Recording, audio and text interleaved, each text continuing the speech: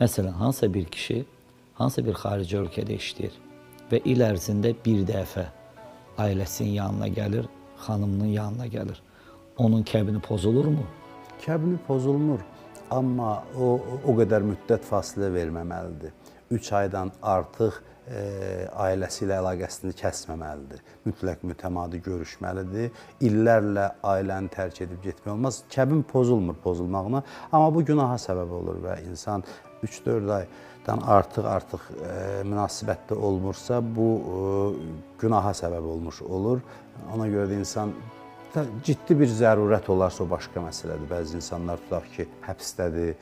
Orada da hətta görüş şəraiti yaradılır, amma yəni həddindən artıq böyük bir müddət özündən asılı deyilsə, tutaq ki, amma özündən asılıdırsa bu qədər fasilə olmamalıdır onların ünsiyyətində. Mütləq görüşməlidirlər.